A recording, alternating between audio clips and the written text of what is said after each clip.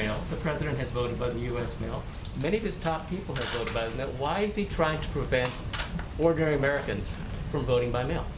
So first, let me note, I've voted absentee. The president's voted absentee. He's always been for voting absentee for a reason.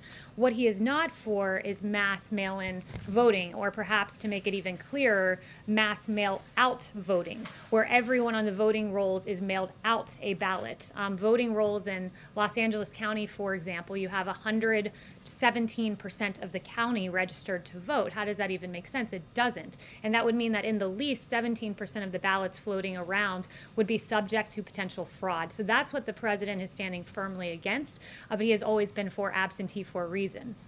Yes. Kaylee, we learned today that still roughly 15.5 million Americans are without a job. Nancy Pelosi spoke yesterday with the Treasury Secretary.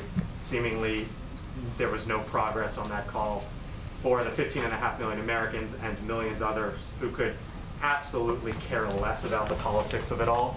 What would you tell them is coming next, considering that it seems as if nothing is moving policy-wise going forward? Yeah, what I would say is this.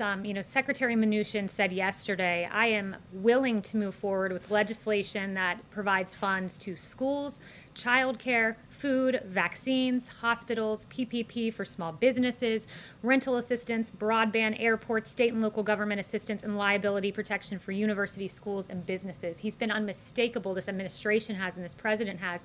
We're willing to move forward on that. What we're not willing to do is rubber stamp a behemoth $3.4 trillion deal that the Democrats put forward that was fundamentally unserious, that would have made ballot harvesting mainstream, that was a Democrat wish list. That's what we'll not move forward with. But this president, out of anyone, has taken action, serious action on eviction protection, serious action on unemployment insurance, on a payroll tax cut, student loan forgiveness in his executive capacity. And what I would say, the state of things now is, you have Nancy Pelosi saying we were willing to come down $1 trillion if they came up $1 trillion. Well, it's fundamentally unserious because the Democrats, the chief of staff has told me, wouldn't even tell us what they would take out of the $1 trillion. So they said we'd come down $1 trillion, but wouldn't list out the things that they would take out of their Democrat wish list. So Nancy Pelosi needs to come back from recess and negotiate because the American people deserve better. There are some conservatives who have made the argument that $3 trillion, give or take, has already been spent and no more needs to be spent.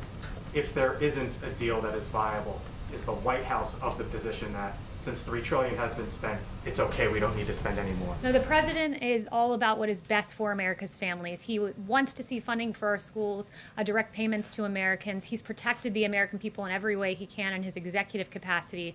But as you noted, in terms of the fiscal cost of things and the height of this, when the economy was shut down, there was a $2 trillion deal negotiated. Next after that, when the economy was reopened, it was a $1 trillion deal. So for the Democrats to say we want more than what we even negotiated and passed during an economic shutdown, and to say we need $3.4 trillion, it's really an unserious proposal.